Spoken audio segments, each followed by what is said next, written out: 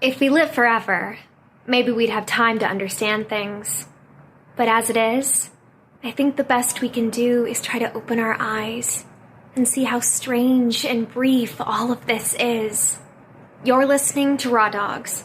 We are part of the Greenlit Podcast Network.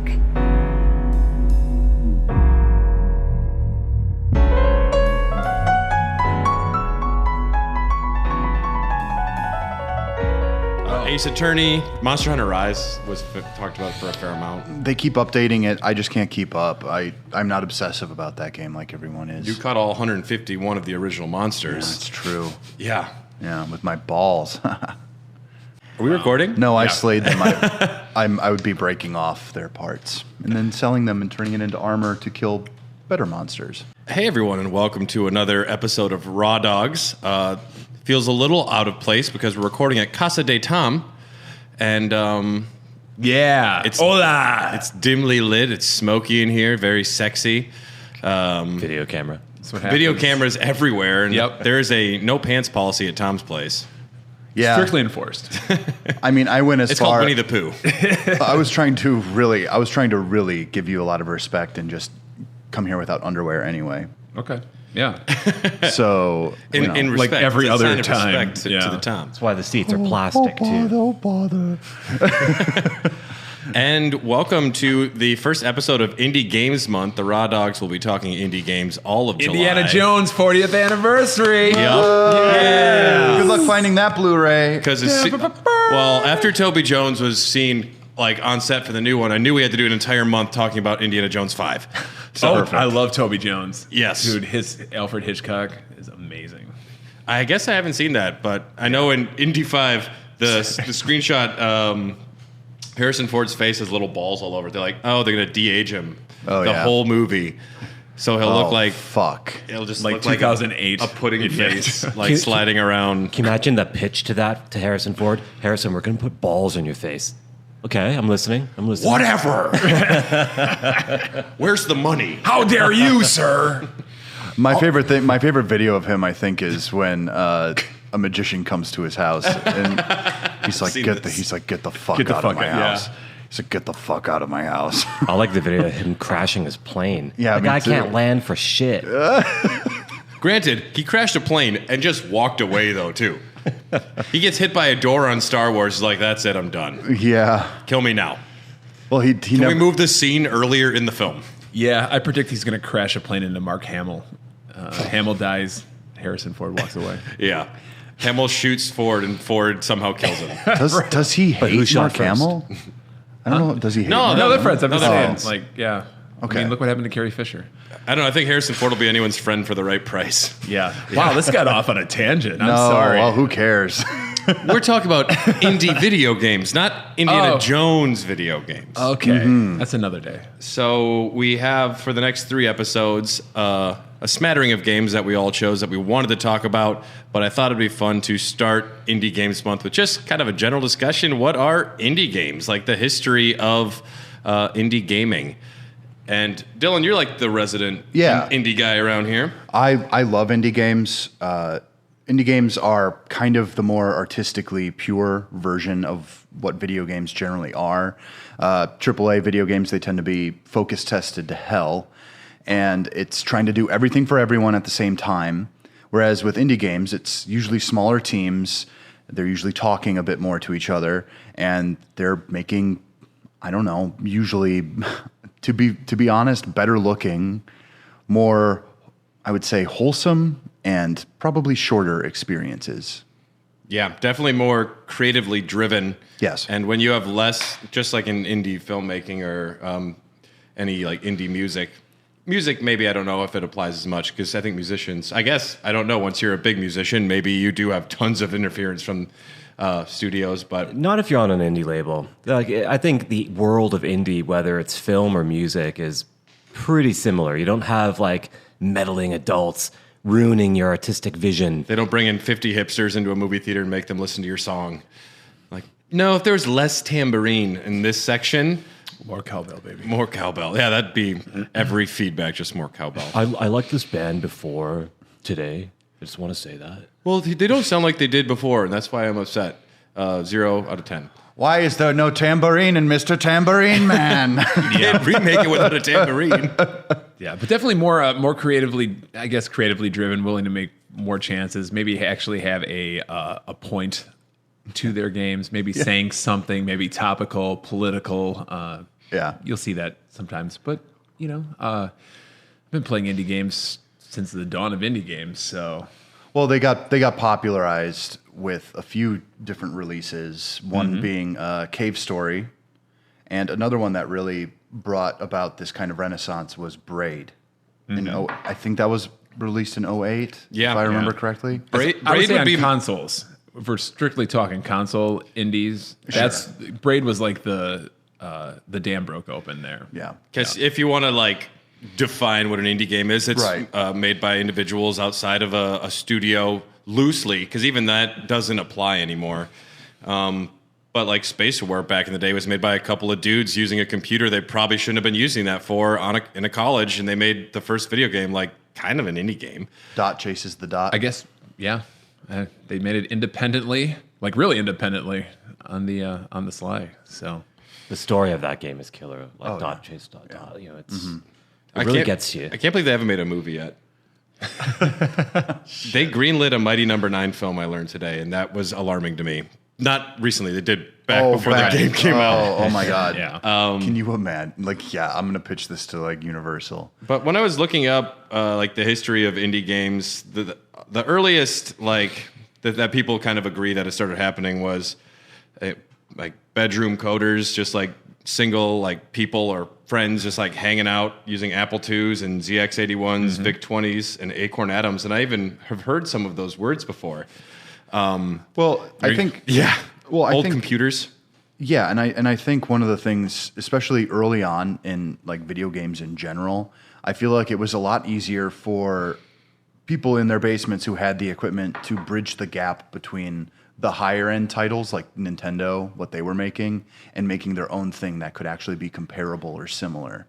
Yeah, I mean, and the PC scene was pretty much almost all comprised of independent games, or at least a large portion of the market before you had Electronic Arts step in, Trip Hawkins, or what was it, Sierra? They were they just bought up all the indie games way back when. I mean, but Sierra, they started out as a husband and wife, just making Mystery House in their house. Yes, that's romantic. Yeah, and Tom, you love Sierra. I have a lot of fondness for Sierra, and I do. When I got my first PC, that King's Quest 6 was the first game I got, along with Freddie Farkas' Frontier Pharmacist. Shout out to L. Lowe of Leisure Suit Larry fame, and classic. Yeah, followed up by Day of the Tentacle. I mean, adventure games are huge on PCs. Yeah, before the advent of video cards. And games were still simple enough back then where you could have an incredibly small team, even one person, create an entire thing. Like Football Manager from 1982 created an entire video game genre of just managing a sports team. Just one person in their bedroom created that. Yeah. And I'm sure the game sucks. I don't know. If it's anything like MLB The Show, I'm not going to like it. Well, they're still making Football Managers. Yeah, I'm not saying they're dead. There's definitely still exists. It's just not for me. The soundtrack to the original is killer. Now, if you're giving it way too much credit, I think. Yes. Now, if there was Blitzball Manager, I'd check it out, maybe. Well, okay. Don't give them ideas. Don't. They're going to do a 20-minute trailer that goes nowhere. Yeah. E3 2022. Fucking God, Square. Oh no. Another game back then, Jetpack, was made by a small studio called Rare in '83. Lovely little game. It started moving into shareware, was kind of I think the next big step, where it's hard to compete when there are these big releases where people can have physical cartridges in stores. So they kind of figured out a way to have discs. They just ship them out cheap, with the first episode, sometimes for free. People could just share them and then download the rest, please. Don't share the rest. Just the first one you have permission. Yeah. Commander Keen. Yeah, that was the first from Carmack and Romero. That was released via shareware, 1990. Yeah, I lived through the shareware craze. I was part of it. It was a very energizing time. It was kind of a tease, though. You get your floppy disk or your CD. It's like, oh man, look at all these games. Yeah. And it takes you 5 minutes to beat the first level, and then Mom, I need more money. Right. Mom. A lot of times, when we're talking about id Software, they would share the first episode. So when we got Wolfenstein and Doom, obviously were huge. And that was a collection of levels. So honestly, until Doom 2 came out, I didn't know anybody in my friend group who bought the full games. I'm with you on that. Actually, it took a number of years before someone finally bought it. Everyone got copies of it. Right? But yeah, it was always I'm so good at the first level of Doom. You have no idea. Speed run. Yeah. What about the other levels? What do you mean? Other levels. Right. And it was more easy. than a level. Yeah, and like I said, it was easy to copy if somebody did buy the full game. And obviously, the shareware was meant to be copied, so you would just get it and give it to all your friends. And it was always fun going to school. I was in high school at the time, and You'd bring the game and give to your friends. yeah, or we'd have just swap, and nobody would really know what the other person was giving. Like Tom's what's private this? stash. How did this folder get on there? I remember getting the STDs. yeah, I remember getting the disc. Just Jenna Jameson. I remember getting the disc that had Warcraft 1 on it for the first time. I'm like, what the fuck is this? And then putting it in, I'm like, oh, this is really cool. I can get behind this. But yeah, and some games are just complete shit. But yeah, Wolfenstein and Doom, I remember this one game Jazz Jackrabbit, in that era. You were a sperm, and you shot. No, sorry, you were a dick. I was and you one. shot sperm at eggs. Okay, I forget what it was called, but it was very bad. And when bar game. right.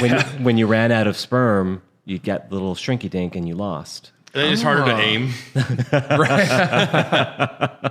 Just need a minute. It's like a wet noodle. Just need a minute. I'm going to before I forgot, Raw Dogs is brought to you by our executive producers. Ants in the Pants, King Kippo, Rai Whiskey, and Tikachu. Thanks for supporting us. Patreon and Discord, y'all are beautiful and we love you. Actually, I was in the shareware scene in 1995. I remember the game Exile. Mm-hmm. Yes, my friend got it, and we just kind of became obsessed. It was kind of like a shitty RuneScape, I guess is how I would describe it. It was like a little mystery game with swords and stuff, but we loved it, and we're all like, we got to the end. There's another episode, and we collected all the dollars we had and sent it out. And we didn't do it right because we never got the other part in the mail. I'm pretty sure. What a fucking bummer. Right. We should ask our parents to help us, but yeah, we didn't. Whenever you and Tom were talking about this, I just wanted to be like, in a white room with black curtains. And I'm picturing there's beaded draperies and all this other stuff. You're wearing loose fitting, doily clothes. I got the Jazz Jackrabbit shareware screen that would pop up. I found Jazz Jackrabbit rules. The second one is very good. Is your jazz collection complete? If not, give us a call and we can help. Call us today. It is your destiny. Jazz Pack 1, episodes 1 through 3, $25. The Mega Pack, all 6 episodes, $39. Right. Gravis Gamepad Joystick, $25. All jazz orders include the full color manual / comic book and a free bonus game. I bet you got Cliffy B's personal phone number. What if he still has the same number from back then? That would be Call it. funny. Yeah. That would be that'd be pretty call it sick. right Let's away. just do Yeah, it. let's Okay. This is Cliff. You want to call the To Order Jazz call number, the 1-800 questions? Let's call the questions. Let's try Just that. remember to bring up jazz. Let's do the questions. Okay. Jack in it. Smooth jazz. I am calling the number for Jazz Jackrabbit questions. All right. Put it on speaker. Here we go, It's guys. gonna be like the direct line to the Illuminati. It's Alex Jones. Yes, this is the Jazz Jackrabbit line. The number you dialed is not in service. This Jazz is Cliffy B. What's up, dude? You Jazz Jackrabbit loving fuckers. You guys are still calling. Right. Get a life. Some other things that were happening in the indie game scene, kind of modding was a way for small groups to kind of leave their impact on games. So they would tweak a few assets, possibly make an entire game out of a current game engine. I was surprised to learn Well, that's still pretty prominent even now. It's a great way to get a job later. Well, I didn't realize like Counter-Strike was a Half-Life mod. Yep. Dota was a mod of Warcraft 3. Yep. Stanley Parable and Dear Esther are Half-Life 2 mods. I didn't realize that so many like very well-known games were just originally mods. And then they're like, yeah, you're pretty good. You want a job? Counter-Strike was the bomb. That was such a great game. Yeah, I never played Counter-Strike. Really? Yeah. Is it just like a more like military-focused version of Half-Life? It was like a 4v4, 6v6. It was like a great, team-based though. shooter. Yeah. Or Capture the Flag. They had a bunch of modes. Yeah. I was always bad at it. Same here. Did you guys ever play Tribes? That was kind of indie. Never played it. Always saw the box. Fantastic game. Oh, really? So good. I was always so jealous of people who had stuff like that. So I don't know. No, I didn't play it though. They tried to redo the server for it, and I got on this probably 5 years ago. Someone got some server space, put it on. It was great just to relive those days, and then like the next day it was gone. They just lost it. Yeah. Sucked. Son of a bitch. Yeah. Yeah, it's a shame. Yeah, I was surprised to learn that Hotline Miami and Hyper Light Drifter were also just created with Game Maker. Like, Yeah.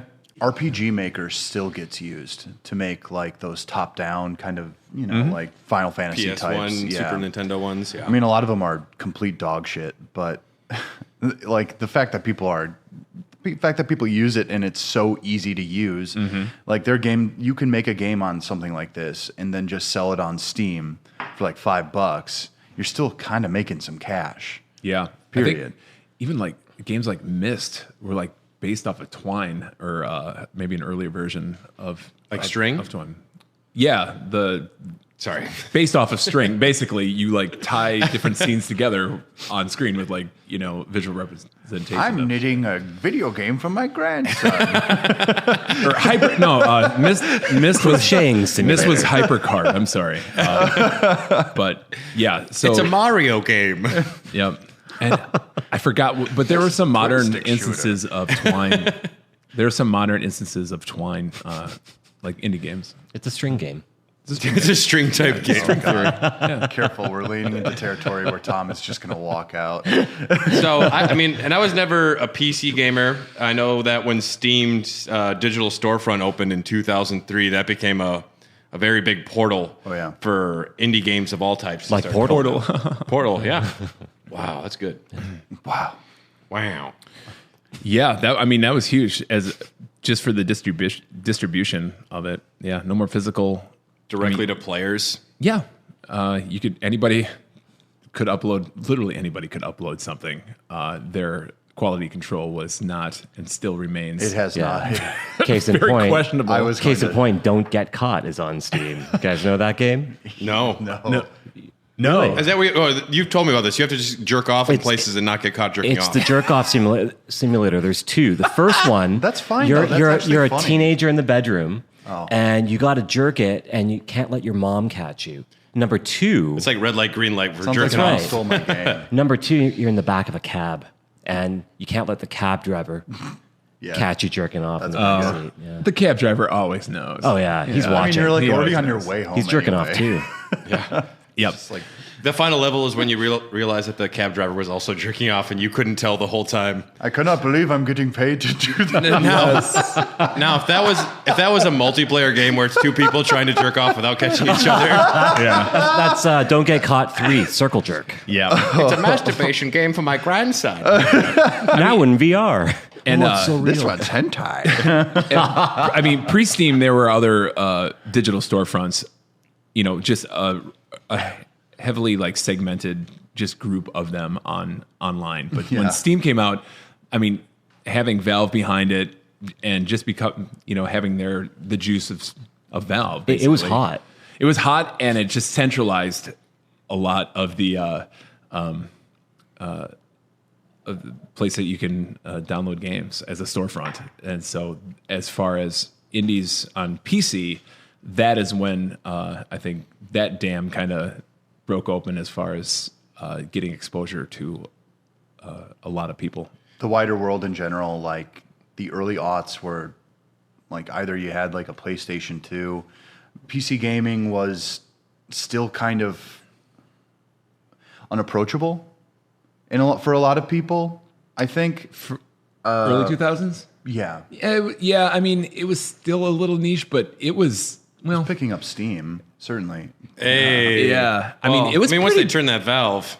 Yeah. Simmer down now, boys. I mean, simmer down. the PC master race has always existed, and they're insufferable people. And Yeah, but this even is the though I PC love of being one of Ratchet and them, Clank. yeah. But when Baldur's Gate, and shit, Valve really made a lot of good decisions back then too, like releasing Half-Life in '98 with the free like software development kit that like opened up a lot of doors for people to like do mods that they brought into the fold, and then they released Steam, which they can release their own games on, and it's giving a lot of power to individuals and also providing a much needed vessel for video games to get into the hands of the players. Yeah, I would also be remiss to not mention Flash gaming.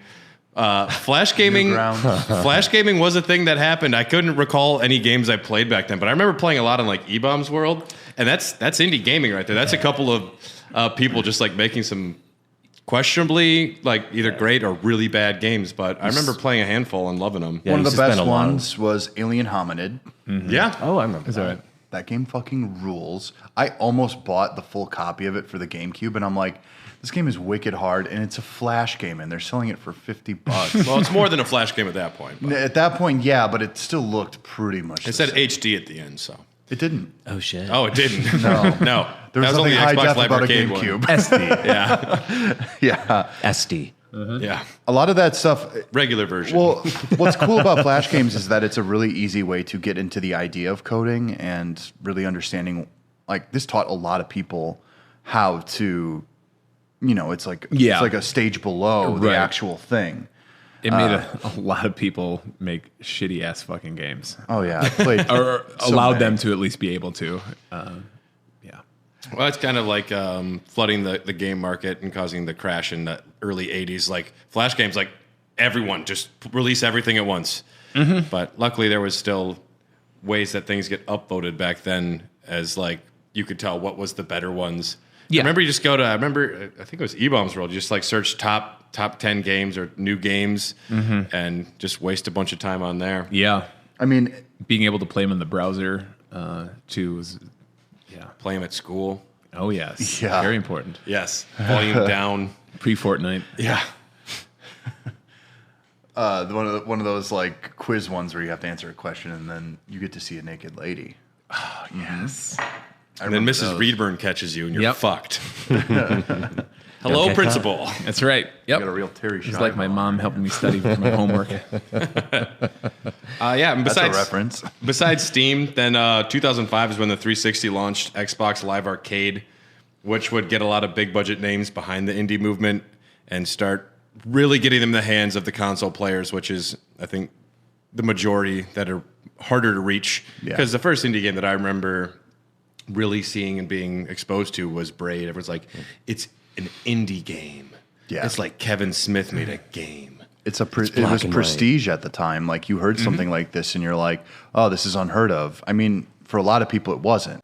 Yeah, Xbox Live Arcade was a big deal, and it was cool to have access to games digitally, and some of them were pretty cheap and like good names, good games. Braid was the first one that I remember being a big deal, though. Yeah. They're- Kicked they're- off the summer of arcade. Their 2008. their content, they didn't really curate it as well. They also had some real dumb fucking games. A lot of like variations on pinball. I mean, you see this all the time now, but it's all just kind of like those trap games where it's just like someone just got an Xbox, but they used to play the Atari back in the day, and they're like, "Yes, I too love pinball," and then they get pinball, and it just fucking sucks, and they're like, "God damn it!" And then you got to pay $5 for a new table. It's like the first paywall, right? Yeah. Like the first loot box. Did you like this game? Save your achievements you've unlocked by buying the full thing. Ugh. Yeah. Yeah. And I did. I downloaded like every demo, but then I didn't buy the game. But like I did every demo. I was like, press X to buy the game, press A to exit. Sure. It's like you're just hoping someone pressed the wrong button. Press Y to salute. Yeah. Yeah. But I think you can't really understate just the fact that you could now download games on from a console, how much that kind of just aided the success of some of these games. Well, and I think that's the key component to all of this now, and the reason that they're so popular is that they don't have to go through any manufacturing. Like, period, whatsoever. And that's the only reason they're getting into our hands. And the player doesn't have to leave the house. They're like, oh, let's fucking, okay, I'll press a button. And it's usually all the big money scrambling, like, how do we get the money? Yeah. We need to own this somehow. Yep. Yeah. Well, and that's the part that's really cool about it, too. It's a lot of these games are also smaller.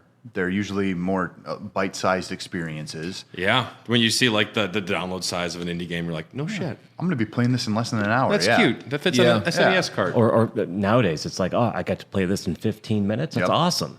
I'll just watch the download bar. I'll download the new Final Fantasy demo, and I can't even play it when it's downloaded. Yeah. Yep. Yeah. Braid was a big deal that moved things forward. Castle Crashers was another one that they pushed really hard. I remember that. That one was big. I liked that one. Fun multiplayer game. There's a small indie title called Minecraft. I think I'm saying that right.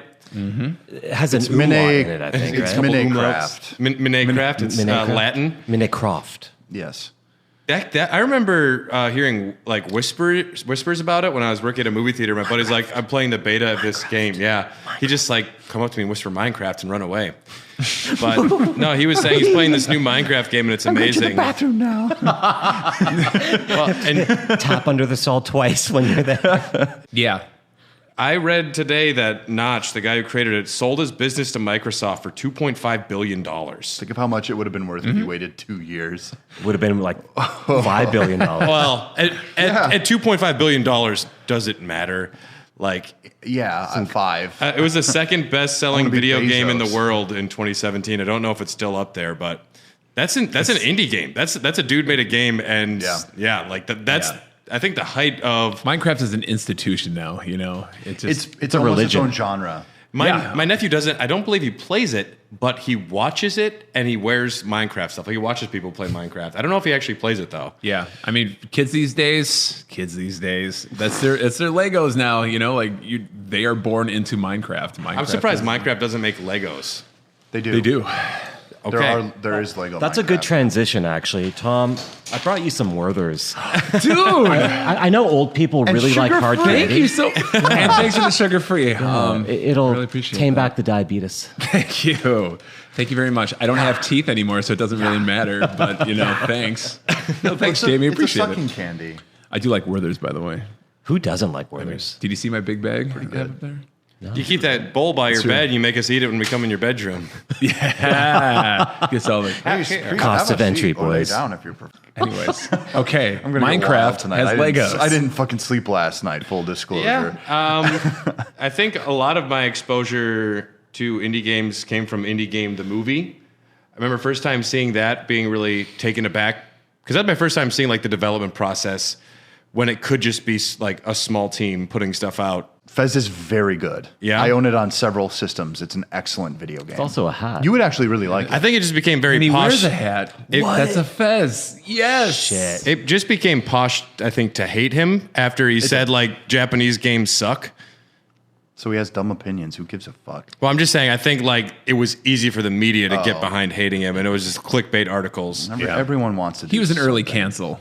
Well, and yeah, this is kind of like a point where some indie developers like were starting to like get depression and have problems when they completed their games. I know the Flappy Bird guy, he was earning $50,000 a day, but he removed it from stores because he was just tired of people just cornering him about Flappy Bird. And he's like, I don't care, fuck it. I remember kids in my art school like downloading Flappy Bird, and they were just taught. They're like, Dylan, you know about video games, right? You like games, right? You like games, right? And they're like, oh, check out Flappy Bird. I'm like, this is horrifying. This is the most popular thing that's out. It's a good game. Mm-hmm. It's fine. It's a balloon fight clone where you just have to move through gates. Yeah. Dude made $50,000 a day with that. No, Yeah. good for him. I hope. Did you have to pay he's Nintendo fucking sitting that he happy ripped and off the happy. fucking pipe sprite art? You know? Nah. Nintendo could have. if they wanted It's a to. bit self-righteous, though. Like, I know about the story, but just to be like, yo, fuck it, I'll pull the game. Dude, people love what you do or what you've done. Just deal with it. No, I mean it's easy to say it without experiencing it. I don't even know if it was about him being self-righteous. I think this was because from what I know about him, he was a very like sheltered kind of lonely person and just didn't want the attention. And all of a sudden you have like millions of people fucking breathing down your neck. And I don't think how much you suck. I don't think when Dong Win is his name. I don't think when he made the game he realized like this fucking Flash Flappy Bird game is going to sweep the world. Yeah. Because I don't think solid month. There are people who make games and they're like Peter Molyneux, like this is the future. This is gaming. The Flappy Bird guy's like, I made a fucking Flappy Bird game, whatever. Right. And all of a sudden you're on Wheaties boxes. And now he owns like 3 Peter Molyneux. Yeah. Like my favorite part is when I see kids today in their Flappy Bird t-shirts, their Flappy Bird hats, their Flappy Bird potato chips. I would wear a Flappy Bird t-shirt. I think, boys, the next time someone says kids these days, you got to eat a Werther's. Yeah. That's a rule. There you go. Now, I read in a few different of like the articles I was reading about the indie apocalypse where shovelware was threatening to eat through the system, but yeah, well, I mean, to me, shit's still cool. Like, of course, there's gonna be bad games coming out, but from what I've seen, I've played a lot of. Since I met Dylan, I've had to play a lot of indie games, and all of them have been amazing. I'm always right. Dylan's always right. There had to be a stinker in there. Not yet, but I don't play most of what Dylan tells me to as well. But everything I have played was a 10 out of 10. Yeah. Of the 3 games I've played. And one of them is tattooed on my leg. Right. Solitaire. Yeah. Chips Challenge. Chips. Oh, Yeah. I forgot about that. Chips game. Challenge is great. That's almost an indie game on its own. Yeah.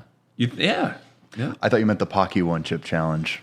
Oh, yes. I was being stupid for a second. No, Chips Challenge was originally for a console, right? I forget. No, Before it was a- PC. No, it was a console game before it was on the PC. Really? Though. I forget what it was. I don't know. Raw Yeah. Dogs, Chips Challenge. The lore.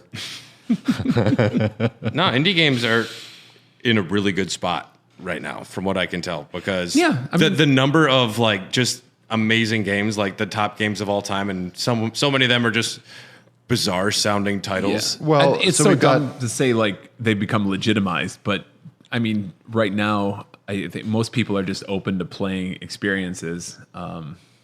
I think people are hungry for new experiences. I think that a lot of people are burnt out on the style and kind of the homogeny of what these AAA companies are producing. Like I was complaining about Ubisoft a couple episodes ago.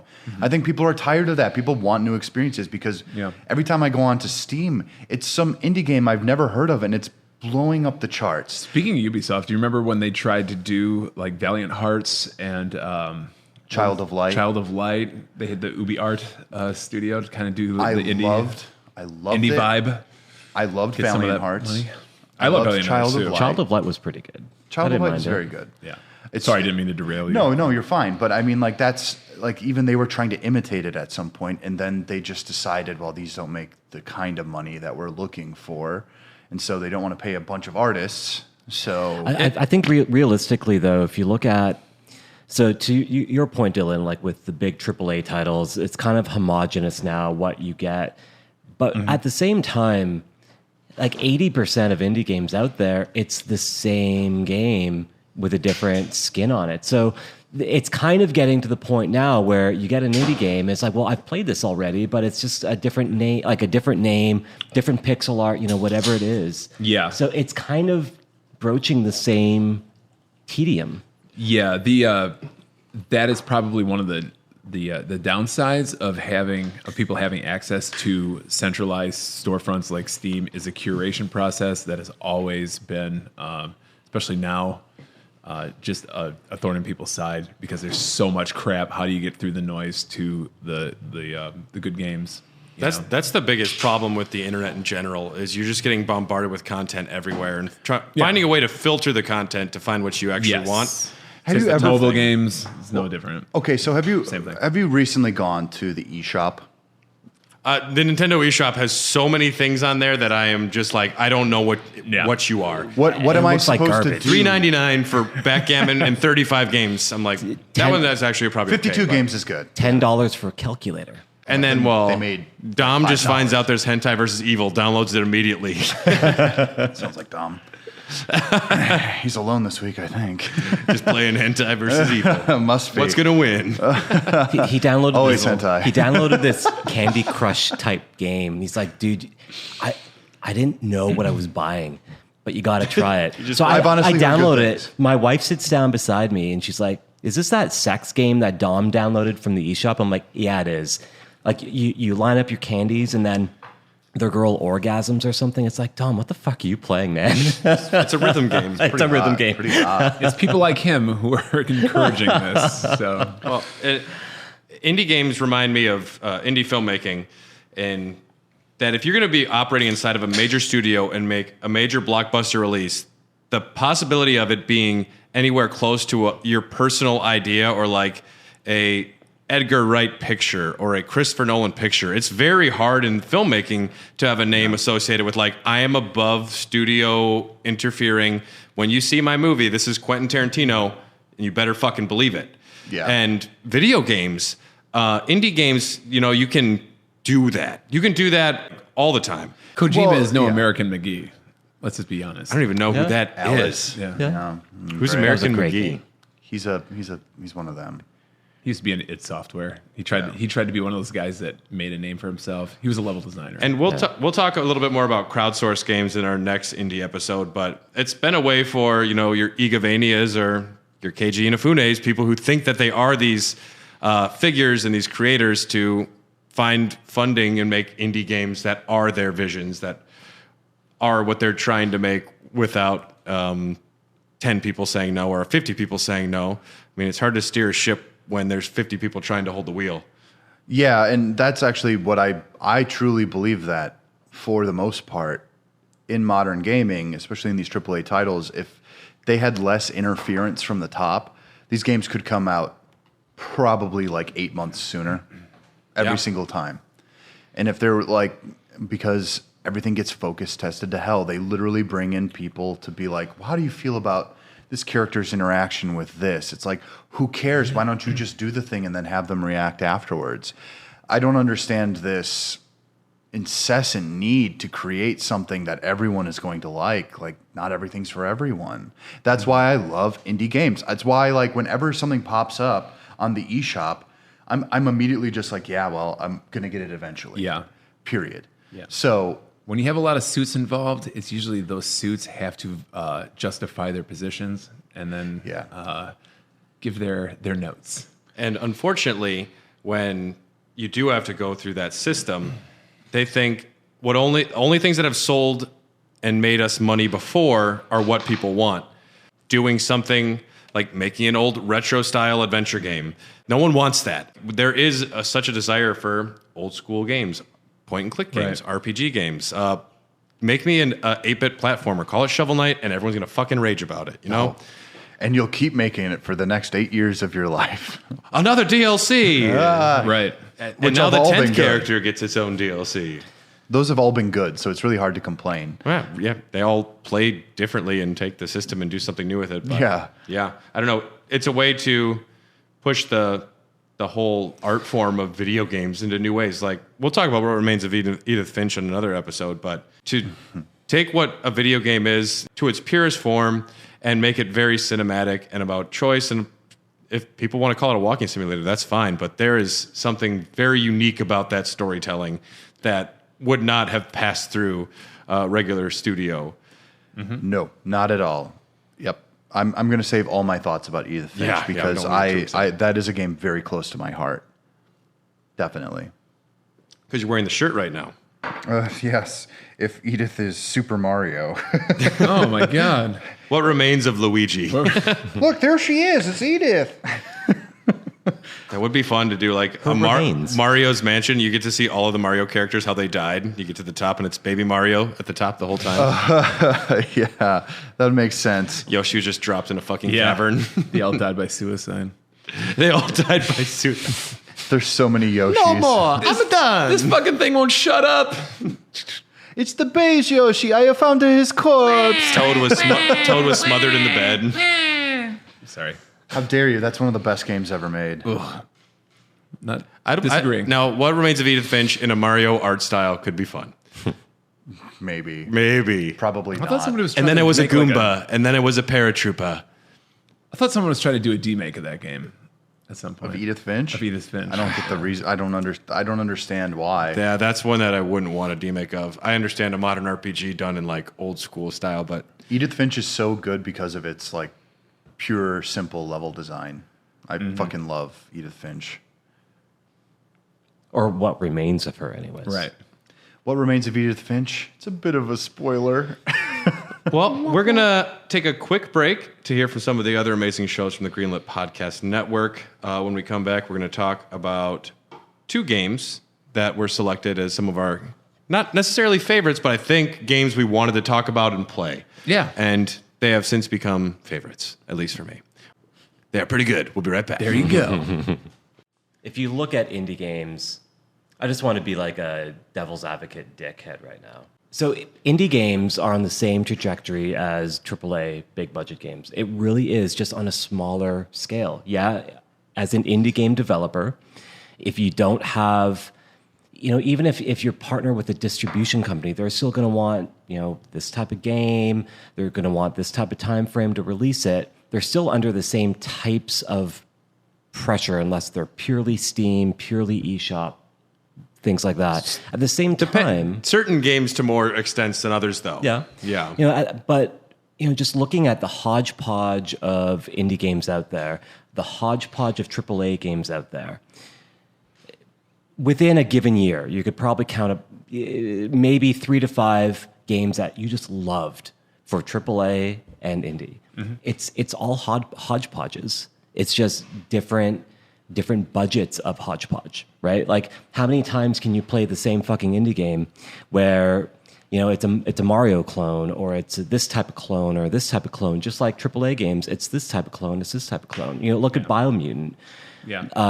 All it is an open world hack and slash. It takes bits of Breath of the Wild, it takes bits of this and bits of that. So it's kind of it's comparing half, or I don't know. I can't think of the term right now, but Genshin Impact.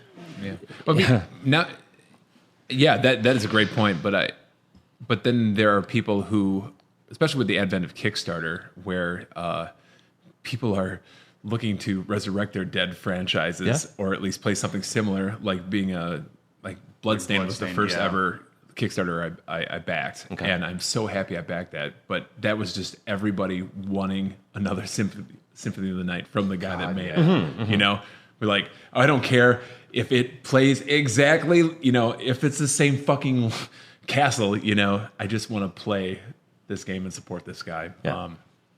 But yeah, I mean, I do get your point, and I do agree. And then you get those like big budget indie games. No Man's Sky. That's an indie game. It was made by 12 people, 20 people. I forget. I think maybe. Yeah. It's a good game. Mm-hmm. I'm not going to rave about it. Like the VR aspect, just that kind of took it to the next level. But which I've yet to experience. But I guess like that begs the question. I mean, it's still technically an indie game, but is there a point where, even though it's an indie game, it doesn't feel like it's not we don't consider it an indie. And that's the thing. Like, does indie mean budget? Now here's the thing. Now here's the thing. Where now they start calling. Now they're calling it double Triple A. Or double A. Double A, yeah. Yeah, so I guess it's kind of muddy, but like there are things like Hellblade: Senua's Sacrifice, which is so actually close to being an indie title, but it still does technically have a publisher. That's obviously one of those games where the studio didn't interfere too much, and it's a little bit of a shorter experience, and people really went for it, and they're like, oh shit, I mean, it's getting an Xbox exclusive sequel. Yeah, they bought the company. Well, yeah. And then there's hybrid funded games like Bloodstained or Shenmue 3, which partially the money is just from the fans and they're making what they want, but then there's also someone who's giving them a large amount of the money that's saying, well, we also want it to be like this. But it's also I think that so is Bloodstained an indie game? Yeah. Drawing the line is we were just talking about that. To me, Bloodstained is still. Well, it's very much an Iga game. You can tell it's his game because the number of cowboy hats that he wears in the game are a lot. It's more than most people. So many. Yeah. So many. I mean, Or is it not enough? The DLC will get you more. I mean, for the most part, Kickstarter is for these developers who want to work with a studio or like a publisher, and it's kind of a proof of interest. That's how Mighty Number 9 got started. Like people wanted another Mega Man. Turns out they would just make Mega Man 11, and it was fine. Mighty Number 9 comes out, and they're like, can we just have like a regular type Mega Man game? Which they made 9, 10, and 11, and everyone's like, this is what we wanted, actually. Yeah, well, there does seem to be a contingent of like ex AAA developers who go to Kickstarter who have may have made a franchise that has since died just to prove a point to the suits that canceled said franchises, just to say like, see, look how many people fucking pledged to this. Everyone's gotten back at Konami. Capcom has got the last laugh every time, though. They always do, yeah. They always do. Yep.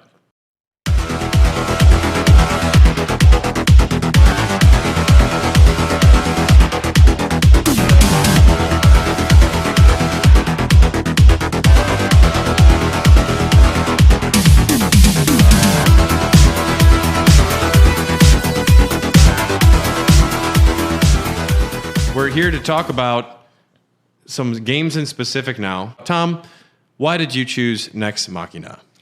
Well, I wanted to play Nex Machina because I hadn't played it before, and I love twin stick shooters, which to me is a very underrepresented genre in video games. Yeah. And I don't think it's so much anymore, though. I mean, maybe how many can you name? Hades is one. Maybe it was underrepresented, but now it's just underappreciated. I'm talking like Smash TV style. Oh, and, I mean, I could even like name like Enter the Gungeon. Any house marquee game other than Returnal and Resogun. Yeah. I mean, Resogun was technically Galaxy. That's one of them. But Tom, you love twin stick shooters. Yes, I do. Talk to us. Yeah, and I really enjoyed playing Resogun. So Housemarque, I was a fan of those guys, and also the father of the twin stick shooter, Eugene Jarvis, collaborated with Housemarque to make this game. Now, I've heard it Housemarque and Housemarque. Which is the right way? It's Marquee because it's Marquee. I wasn't sure if that was just like I've Mario. only ever heard Mark, so I didn't check the pronunciation. Okay, Housemarque, Finnish game studio. Jamie is Canadian. I defer to him. You read my mind, Tom. It sounds very French, and it'd be Marquee. Right. That's how Marquee is spelled. But yeah, Eugene Jarvis, the creator of the twin stick shooter. Yeah, Robotron 2024. Not Flatron, the name of your monitor. Or 2084. Or Helltron, one of the bosses in the game. Sorry. Or Trinitron. My Deltron. favorite Sony TV. Oh man, and they were so light. Yeah. Oh, so like You could pick it up and carry it anywhere. I still have scoliosis from like 1987. Yeah, they got Eugene Jarvis as creative consultant on the project because they had made twin stick shooters before. You had mentioned what one's like Resogun is a twin stick shooter? No, it's like a Defender. Yeah. So Housemarque was obviously a fan of Jarvis because they took Defender and used that as their template for Resogun, which is basically Defender. They did another twin stick other than Superstar. Matterfall, Alienation, a Cylinder. I don't know. They'd made a few games before, but yeah. How much do you think Eugene Jarvis actually was involved in the project? The level flow. I mean, we're going to see him soon. Yeah. We will have to ask him because there is a feature-length documentary out about this game, and it's called The Name of the Game. And Jamie and I were talking about it on the way over here. He's like, the game's out an hour and a half. Like, what do you... Right, yeah, exactly. That's what I said when I picked it. I'm like, I don't know how much we're going to talk about this one. But, I watched, they have a 20-minute snippet about it beforehand. It's just them... Like, I saw on YouTube them hanging out with Eugene Jarvis, drinking beers late at night in a hotel. Yeah. And he's talking about how the game can't just constantly ramp up and get more and more difficult. Like, it has to have waves and go down to keep the fun up. But, yeah, so we played the game. Fucking super fun, super arcadey. I thought I was blown away. So good. I was blown away. You were blown away. Dylan needed to, like, get a barf bag. Really? I didn't need to get a barf bag. My problem with this game is that there's there comes a point where there's just too much going on screen. This is just me. I can't say anything about other people, but I have That's bullet hell, baby. Yeah. I have ADD, but like I can play Ikaruga. Dude, Bless you. Sorry, I need a Werther's. I think this. No, Jamie needs the Werther's for That was the Raw Dogs joke of the episode, everyone. Brought to you by Werther's Originals. I'm just parched. No, Burgers were pretty good. I had trouble keeping track of where my character was, even with that a radial circle around you. The circles need to be a different color for sure. They need to be like yeah, a red co-op, or something. you lost I will not say that I didn't sometimes wonder where the fuck is my guy. Yeah. But I tell you, like, oh man, just to reach some, I reached some Zen moments where I swear I fucking saw the Matrix, where if the minute I thought about something, I would die. Yeah. But it was like I just went clear, man, and I just dodging everything slowed down. You joined Scientology? I did. I love bullet hell games. And Sine Mora, which we'll talk about next, is also one of those. But there comes a point where there's so many things on screen, and your brain has to do something else. And to me, it's akin to like when you're trying to see those like illusions. I was just gonna say because that. my mind, like my eyes, should like go out of focus, and then you just kind of like can also zero in on one little part of the screen. It's a weird phenomenon. I always but call it TM the or click. something, like you just go another place and you're just doing this fucking dance. Everything slows down. and you can't stop. And then I remember going to work after, like the next day after we played it, and I was just like looking at beers in the cooler, like 60 different beers. And I was like, I was glitching out because they're just like beer hell, all these kinds of beers everywhere. Yeah. But Did you try co-op, Tom? I wasn't able to. Okay. Unfortunately. It's intense. Is it? Okay. I believe it. Because before I came over, I was able to. The game has 5 worlds on normal mode, and then you play on veteran. I think it's veteran. It's like rookie experience. And Rookie then experience, veteran? and then veteran. Something like that. Maybe the second one, the second difficulty Experienced. experience. If you beat all 5 worlds on that, then you unlock the 6th world. And I did that like within 3 hours of starting at home. But then we tried doing a co-op, and it's much more difficult in co-op mode. They think they just ramp up the life bars for the enemies, is what I could tell, because they can't fit more stuff on screen. No. I think. Well, I don't know. I didn't see single player, but usually what they do in those situations is number of enemies on screen. So To me, like intense. I don't know, because I played through it again today, and today I was able to go through experience mode without losing a single continue. I went the whole way through. Holy shit. Wow. And there's another boss after the extra world where you fight a giant head in the sky. Oh wow. Yeah. Yep, and I only had 1 life left and died pretty quick. So you got through the game without dying? Well, you have like 5 lives yeah. to a continue. Yeah. So I didn't use a single continue. They give you 99 continues in veteran mode or second difficulty. Yeah. And I didn't have to use a single continue. I got down to 1 life, but I got That's them pretty back. good, man. Yeah. Good No, for you. it went well. But then you fight a giant head in the sky. Well, and I guess then there's the 3rd difficulty, and if you beat that without dying once or using a continue, you unlock like insane mode or insanity mode. Yes. I watched some speedruns. So the way the game works is, twin stick shooting. The story. Not a lot of narrative here. Humans have become dependent on technology. Machines have reached consciousness. No, they don't want to be servants anymore. Yeah, and it's basically that's it. straight up homage to Robotron 2084, robots taking over the world, and then also factoring in a little bit of the Defender, the Save the Humans aspect, where you can. It's all score based, this game, and basically time based and score based. I think if you don't listen to the soundtrack on Spotify and listen to the end credit song, the story will not make sense. Well, yeah. the soundtrack bumps. The soundtrack absolutely bumps. It's got all synthwave, but we were listening to the soundtrack on the way over here, and it's one of those wonderful decisions where someone's like, I think the main theme needs lyrics during the credits. hey, Neil sings. Let's get him to sing. Oh yeah, guys, I sing. Here, I'll play just a quick little bit from that. I'm in control of Spotify. Thank you. robots Don't track my from apps. the future, Nex killing Machina. mankind in the past. Okay, here it is.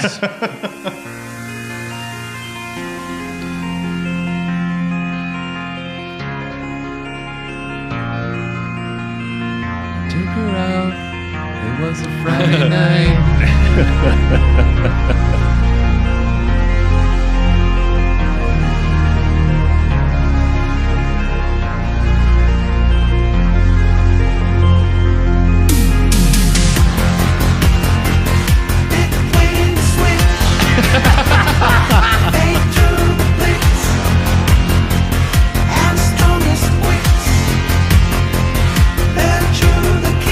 The year is 2049. Being blown to bits between the switch. Everybody's gone away now. And it's still You know, one of the grunt programmers on the team. Hey, man, you have a Casio This at is home? insane. I didn't even hear this. I shut off the game after I beat it. Just for the kicks, fade through the blitz, and they still won't let me save you. No, Spoiler I'm alert. looking at the lyrics. There's nothing about the story of the game here, though. It's all vibes. Well, this is just replaced Still Alive from my Okay. favorite video game ending song. So Yeah, I'm still gonna fucking go with love the that shit. Symphony of the Night credits song. Right, yes. Yeah. All I want to Or do the Knights. is Yeah. be In the driving dreams. on the Hohen Bridge. It's like late at night. No one else is on the road. My windows are open, and I'm just smoking a fucking cigarette. And I'm wearing a cool leather jacket, but I'm also probably driving the Kia I own. yeah. Yeah, but don't let that one weird No. song scare you away because the soundtrack absolutely bumps there's the nothing entire weird about time that. you're playing. That's good. Well, Fits it's the good. game It's good, but perfectly. it's just weird to hear the lyrics to it at the I end don't of the care. game. Like, if you look at screenshots of the game, you probably hear the soundtrack in your head. You know it. You know what you're in for. Stranger But it's Things great. took acid and went to a metal show. Yeah. Yeah. But man, I mean, Or it was good. those games are just all about feel, and that they nailed that feel of the twin stick shooter. What's interesting with that? So well. What's interesting with the game? I haven't played Returnal yet, but looking at gameplay footage of Returnal, you look at Nex Machina, and that's Returnal, but just like Like the third top-down person. version? Yeah, Yeah. yeah. You know, your dash, and it's very cool to see the progression of House Marquee to finally make like a big budget AAA game.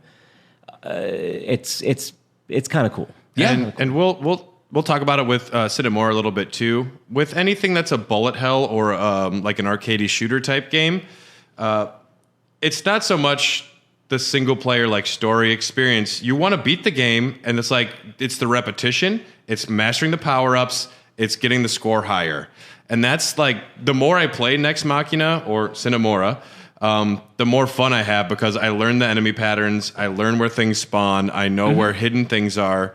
And it just becomes, that's the gratification. That's the gameplay loop that I'm chasing. It's the first time you play, it's fun, but just getting in like that vibe, the good vibe, feels. Yeah. Knowing like how the score multiplayers work, trying to find all the hidden humans.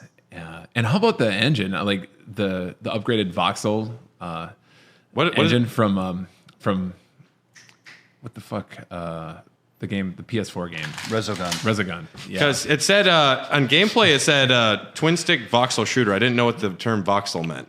It's you know how PS1 games looked? That's voxel. So it's not technically polygon. So like shit? Yeah. Well, it's pixels that mimic polygons. Better than They're 64. like volumetric pixels. So when you shoot something, they all explode into squares, and like there's just a Okay. lot of particle effects.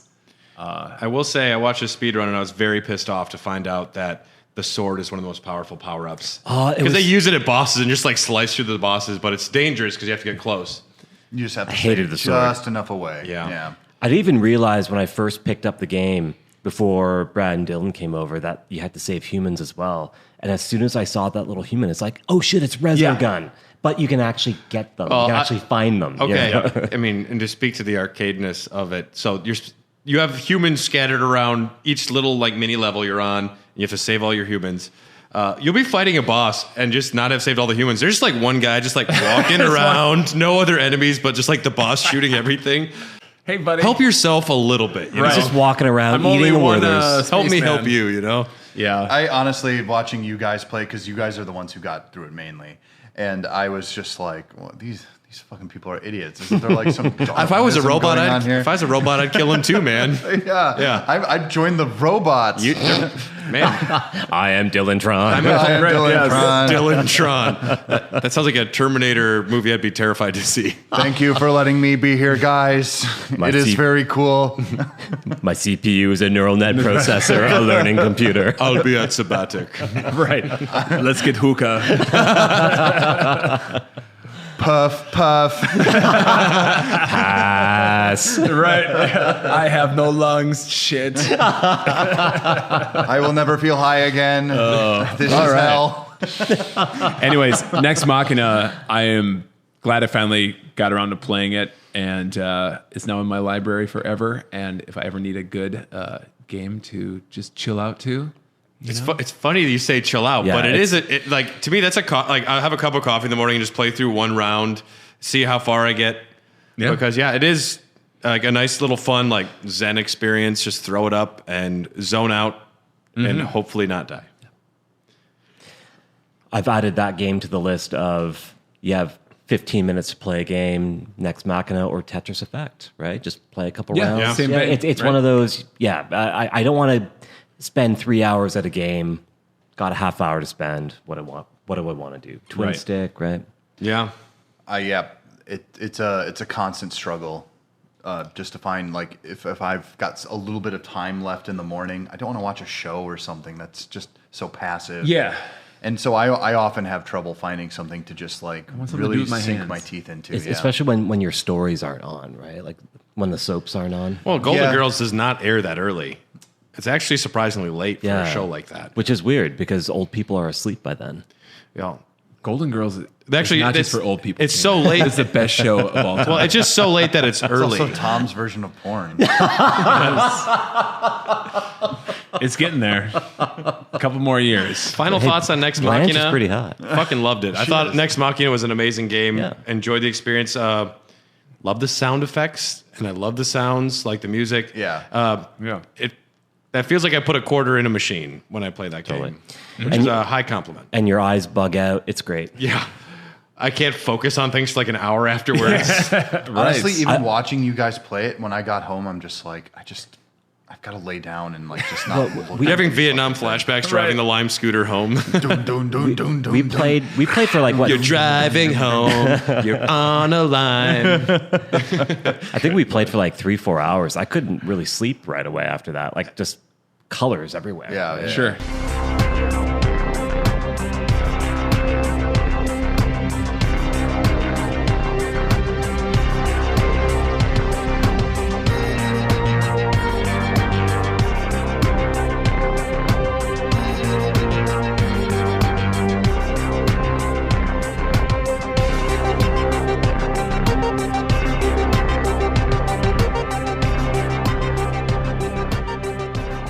Well, let's talk about the other game we're going to discuss this episode. Jamie, this was a pick of yours. Yeah, you know, What's the name? Sine Mora. Yes. Yeah, there was a tough call. Like, there's a lot of good indie games out there, even though I'll rag on a lot of them. But this one always sticks out. I first picked it up on the PlayStation Vita, which was a great handheld system, other than being RIP. cramped up.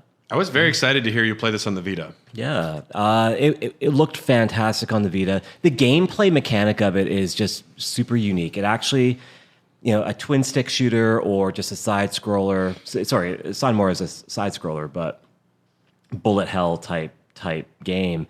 The whole time mechanic I thought brought a lot to the table, just to the story, to getting through extremely bullet helly levels or just ultra hard bosses. I love thought, that. I love that mechanic. You need that like bullet hell that gets so intense. Like, can I just go back 2 seconds? And then you do, and you're like, oh, I still suck. yeah, I'm still dead. But you know, it's just one of those games. I didn't realize how old it was. Actually, time flies. But past me Werthers. But it's still a game that just stuck out in my mind. Not so much for the story. I never really got into the story my first playthrough. Okay. Now That story is whack. it's whack. Now I'm getting into because it's so fucked. But it was more about gameplay back then. But now, you know, you have a rapey buffalo or a alcoholic The buffalo wasn't rapey. That's right. He was yeah. He was forcing someone who was raped to be his servant. Yeah, me too. Tom, Can you explain the story of Sine Mora from what you picked up? No, just that's. I thought Buffalo guy was rapey. I only made it through the first level and a half, so I haven't had a time to actually play through the game. But the story element, at least where it went, even after the first level or during, I was like, "What? This is not what I expected." I think what got me and because it's a little it's dark. It's dark. Back when I first played it, I would just skip all of it. But to your point, Brad, turn off the English dubs. Well, put on the Hungarian. So there's the original Sine Mora, which was released on the Xbox Live Arcade and Windows, March 21st, 2012. I have the original Windows version. And then there was also a redone version called Sine Mora X. This was released after the studio Digital Reality had closed. They closed a year after the game came out, actually. So it was handled by another studio. The original game has a very widescreen format, and it's got black bars on your widescreen television.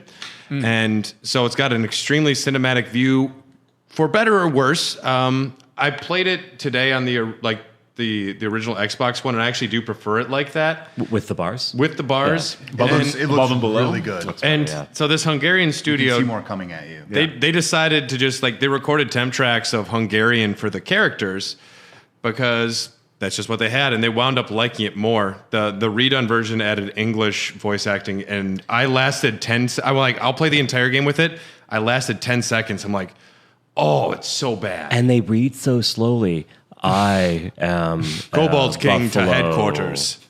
12:46. As if you're not like 7. I wish you very were dead, hectic Buffalo situation. guy. But They're not even good voice actors. you guys said please play it in Hungarian, so I did, and that just not being a native Hungarian speaker. You're not. I'm not. I took you for one. Well, Thank you. I'm always hungry. what works? What works for this game? But I just want to say, like, it adds to the story elements. Like, just makes it even more dark to me.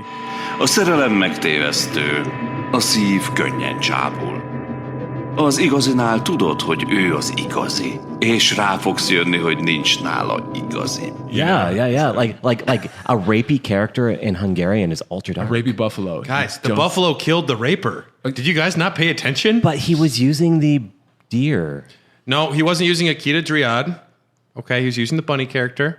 Bunny, yes. Yeah. It's hard to keep track because the I Buffalo played through Man, 8 times. I don't fucking know what's happening. I mean, UN Squadron, you could play as a dolphin, yes. but I've never played as.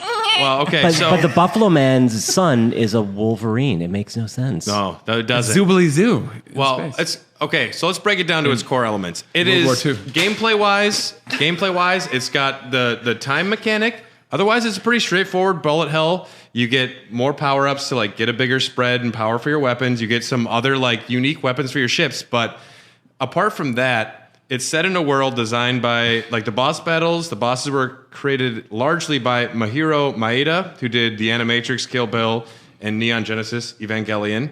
So you have somebody who's making some amazing designs. And what's great about a game like this, like your R-types, your side scrollers, whatever you want to call them, the gameplay is in itself what you're there for. And if there's no story, that's fine. But if you have a story and you have it buffaloes without legs coercing like iguanas smoking cigars who are talking about how they don't give a fuck about the world, and it's this grand time travel, crazy anthropomorphic animal battle between like genocide things going on. Like, there's so much going on where you can just space out and it's still a great game, but also if you pay attention, you're like, why is this deer fucking an iguana? Bizarro Arthur the Aardvark, like a fucking story or something. What's Arthur the So Aardvark? perverted. Arthur? Yeah, the Warriors. For him? It's a very popular children's book series and television series that ran forever. Jesus. Oh, God. Okay, I'm gonna just read some of the doesn't know dialogue art? from some of the He doesn't know characters. Okay. Just before you do that, Yeah. should we describe what the time mechanic is? Not like the slow down and backwards, but the fact that the game is time-based. So every enemy you shoot down, you gain time. So the challenge is, and this is what makes it very interesting, is if you don't shoot enough bad guys out of the sky, and you're just dodging, you lose. Yeah. And when you get hit, You get hit. You lose Yeah. time. That's like the main mechanic. So yeah, we probably shouldn't gloss over. Yeah, that. yeah. That's what I really. That's the wrinkle that I It's- really liked. It Yeah. ramps up the difficulty level like from your standard side scroller, right? Yeah. Okay, so here's one of the characters. Linth E2 is a cigar-smoking iguana in sunglasses who wears a red beret. He looks like a warlord, has a sailor's mouth, and he's defected to the resistance after being left to die. He is in a sexual relationship with Akita Driad, the deer. These are some of his quotes. I say that I'm a believer, but I'm not religious. Live in decency. Live so as to never harm one another. Well, after Monita Point, that was impossible. Whoa, dude. Have you guys- You're an iguana. I will make sure not to look. This is by Dirac. She is the last Enki noblewoman. She's the last member of the aristocracy. She kind of believes she's a queen because she's the last member of the upper class. She's unable to have a child, but this is a line. I am nothing more than a piece of dust in a cyclone. I wanted to be the drop in the ocean that moved a grain of sand, or the piece of dust that could scrape someone's eye. I wanted to do something in my lifetime. I'm like, damn. Speaking of, I was like, oh, God, that's so good. speaking of indie games, this I is just, more if like I'm only a piece of dust, let me scrape someone's eye. this is more indie music, just deep shit, man. Dude, it's so good. And I, as someone who has played the game, and also another part of the time travel thing, each chapter takes place in the same location, like 1,000 years apart, because they call it the Eternal War because they can travel through time, the Enkis, and their entire race has been captured by the Lael Empire, and they have had all of their sensory faculties destroyed. They can't see, they can't hear, they can't feel. They're like mindless slugs, but they can milk them of their time travel abilities. And dude, the story's fucking crazy good. It seems like almost not important to the game, which is kind of cool. I can kind of picture milking an Enki for time, just just milking it. Little time nipples. Oh, time nipples, they're ultra sensitive. Time Milker Time milker. from Dogcast Studio. Time Milker 7, Revenge of the Milk. Yeah, I think that's such a strength of the game. Is the setting, because otherwise, if it didn't have a unique like diesel punk feel with such striking character designs, like the first time I realized I was a buffalo with my legs cut off, like I'm like, why? Like that's exciting. I guess they originally had it just humans, and like this doesn't feel cool or stylish enough. So Star Fox did it. Let's, Do a barrel roll. right. yeah, Slippy Toad never coerced a rape victim. Which Not is fine. yet. I'd like to read a Wait for the reboot. Fox, I've been me too. Do a barrel roll. And speaking to the extreme nature of this game, Kip from Discord said, Sine Mora is a lot of fun with an arcade stick, and I like the story. I sometimes wish the story involved less sexual assault, because that sometimes makes it a little too heavy to show friends. Yeah, but I mean, Yeah. like, your friends aren't paying attention to the story. If you're signed up, though, for like extreme story or like hardcore anime, if you want something that's like a mature story, war is hell. And sometimes buffaloes have to force bunny rape victims to go kill underwater prisoners in Bokonomu prison. Like this happens. Story of my life. Yeah. I mean, listen, That was, to me, that's Tuesday. characters Where's the are Werthers? characters. They be complicated. You know what I'm saying? Well, and then And they be shopping. yeah, I didn't realize that there's also the alternate narration where if you beat challenging mode in a single playthrough, you unlock new narration for the entire game, where the Wolverine character who actually committed the nuclear bomb drop, who killed his buffalo father. These are words that I'm saying, people. But it reveals that all of like what happened to the characters, and that he did save the deer and the Enki race by sending her back in time. And she's actually the mother of all of the Enkis before it happened. My eyes just... What are these My words eyes you're- did that like are you Nex saying Machina words thing right now? where Because- just like my eyes just went like very Brad, your numb. glasses are fogging up. I like this game a lot. It's Yeah. a great game. I'm looking forward to actually playing through it. So, Brad, I'm going to keep your game until I beat it. So, It's kind of like a hidden gem. Like not a lot of people know about it. It's listed in like top indie game. I'd lists never out heard of there. it. Yeah. But Well, it's a good game. It was a free game on Xbox Game Pass last year, so if you have if you're playing on any of the Xbox family, you might have it and not even realize it. I played this on the PS3 first. Yeah. So I did play EX, but I think it still had that widescreen format. And I played through it. I didn't understand the story, and I I don't think I was invested. You even telling me this now makes me want to go back to it because I just didn't give a shit. I was like, shooty pew pew, and that's all I want. If you don't understand the story, sometimes when an iguana loves a deer, it just Very leads much. When very iguanas love a deer. They time travel and they fight a buffalo. much, but not the rapey type. And Linthy, too, was tried for war crimes, the iguana, and he said, fuck you, fuck this system, you guys are genocidal maniacs. He was locked in a prison for the remainder of his life underwater and never saw the sun again. Jesus Christ, Brad. Wow. I mean, Things that's just why got dark. That's why I would never put an iguana in a cage. No With one a deer. keeps iguana in a corner. Fuck. Where there's Where there's. So unless I'm jumping the gun, The Resogun. yeah. the Resogun, let's talk about co-op. So Sine Mora was released in what I would call a near perfect state by originally by the Hungarian studio, but they're like, let's make it a little more American and add co-op and add a few, like challenge mode. Because we all love working together so much. Jamie, what happened when we tried co-op mode at your house? So I have it on the Switch right now, and it was chug-tastic, let me tell you. Chugtastic is one of the words for it. It was so fucking glitchy. Also, the secondary character Is bullshit. is not another plane.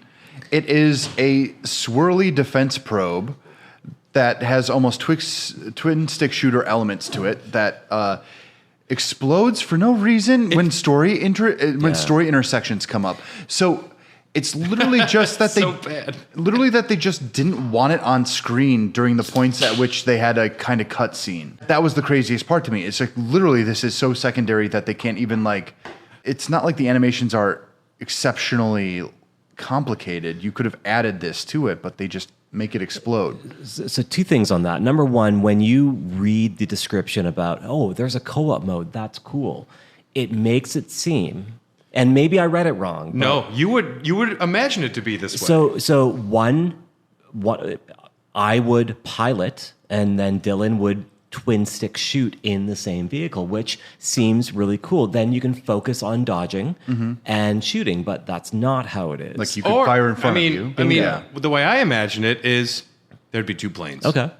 There'd be two people. Optimally, it'd be two planes. And regardless, if you don't do that, do it this like the way where one person's got an extra gun, but instead you're a little rolly ball, which I don't know. It's the most half-baked idea. It looks awful. The other issue I have with the co-op and just like this half-assed, let's throw this in there, is it's just such a bad port to the Switch that it chugged. And this is an old game. It blew my mind that it was chugging so much. Yeah. So realistically, like anyone that hasn't played it, it plays perfectly fine on the Switch in single player. I found no difference between that PS3 and Vita, but do not play it co-op on the Switch. Do not play it co-op anywhere. True. And the reason to buy it for the Switch is for the glorious handheld, which I'm sure, sure. single player looks absolutely gorgeous on. And that's exactly why I bought it on the Switch. It's because my first experience was the Vita. Great game on the Vita. I want that portability of a game like this.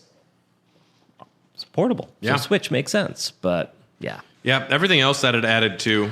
I mean, I did like the fuller screen, even if it's like it's just all of widescreen instead of the black bars. That's fine. It's just a different way to play.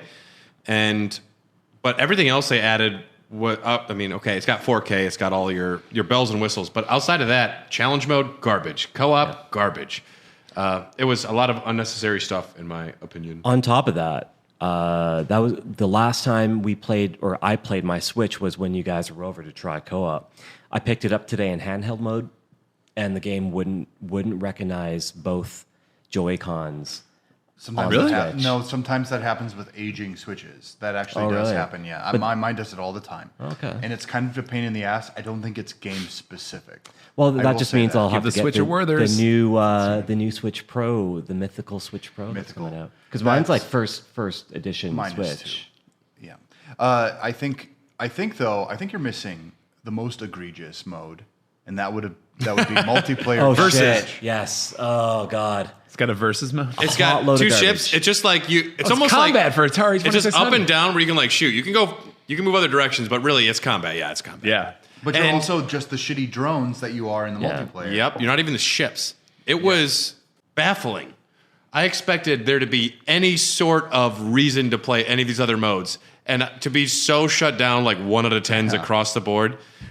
If you have Sine Mora, the original, don't buy EX. It's not worth it. No. If you have EX, just stick to story and arcade. Yeah, and get far enough to where you realize that the Wolverine becomes a good guy in the end. But the Buffalo is still has rapey intentions. No, he doesn't. The Buffalo does not. He He's is a bad. He is a he's bad Buffalo. coercing- He's one bad Buffalo. Tatanka. Yeah, but no. I mean, he's sent on a mission to go kill one of the people that killed his son. Turns out his son kills him because it was this whole. His son was never dead. He finds out later on. Like it's a whole thing. But the boss battles, huge in scale, epic, multi parts. You're fighting a giant earth moving machine in 10 parts. And you keep going through like different segments. I'm going to fight the legs, and you drive around. I'm going to fight the butt. I'm going to go around, fight left arm, fight right arm, fight head. And then you fight the dick at the end, and you go through the butthole. The peener. Yep. It's like every boss battle. That's the way it goes. Pretty much. Yeah. And the art is very, very cool in the game. Art's very, down. very cool. I mean, that 2.5D. that might be its biggest draw for Yeah. me because I've played other kind of like bullet hell shooters that have maybe impressed me more, but in terms of just the way this game looks, it's immediately just like you're in this palatial, like beautiful ocean setting, and you've got a bunch of different planes around you, and you feel like you're about to actually do something. He's like in an old-timey bomber. Yep. Yep. And that aesthetic. Well, I don't know if that deserves it. We've talked a lot He's about old-timey. the bunny character, so let's just give her a little love. Her name is Miriam Magusa. She's a pilot and repair woman who is blackmailed by the Buffalo to fight for his cause.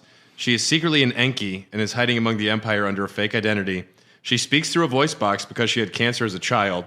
She is a bunny who was a rape victim from Regis Pire, one of those guilty of killing Argus. After the final mission, she dies in a hospital bed after being caught by the enemy. She never said a word, and her eyes looked dead for her last days. She couldn't say a word because she didn't have her talk box. Oh, that's right. Even sadder. Yeah. Now I feel even worse. Yeah. Well, You're But welcome, yeah. guys. Her character's great because the whole time the Buffalo's blackmailing her, she's like, I want you to fucking die, you Buffalo.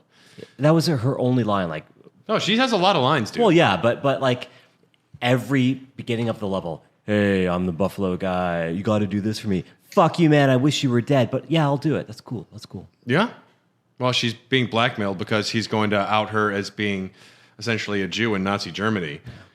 It's a light game. Check it out. It's super family friendly. Great shooting mechanics. Great shoot. pew pew. Pew pew. Rated R for rapey. On the next Raw Dogs, we'll be discussing crowdsourced video games. We're going to go over some of the highlights and the ultra low lights. Dylan, if they wanted to find the Raw Dogs, where could they find us? You can find us on Twitter at HotDogCast. You can find us on Patreon, more importantly, Hair of the Dogcast. I actually think that is more important. Facebook, Hair of the Dogcast, a lot of other stuff. Oh, boy. Just give us money. We don't have money, so we need a little bit of money. Only a tiny bit. Also, we're very appreciative. We have a great Discord. You join our Patreon, you're more than welcome to join us. We've got a great group there. It's completely chill. I've made some great friends on this. Like, to be honest, if that's not incentive enough. No, it's a great group of people. And yeah, if you do want to come to Patreon, it's like $3 or $5 a month, and you'll get access to a lot of extra episodes as well as a whole extra show that we do called Doggies After Dark, where it's just us after we drank too much and we keep talking about stuff. It's very funny. And it's very funny. And as the editor of the show, I'm always like, yeah, we're pretty cool. We're okay. We're fine. And yes, we're part of the Greenlit Podcast Network. A lot of amazing shows. Check all of them out. Thanks for listening. Indie Games Month will continue.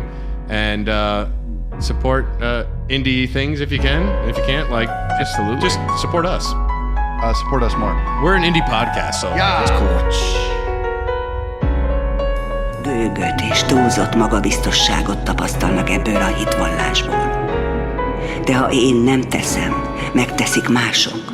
Olyanok, akik a szelekciót hiúságból űzik, alázatos szolgálat helyett. Ha ezt valaha megértik, megértenek engem is.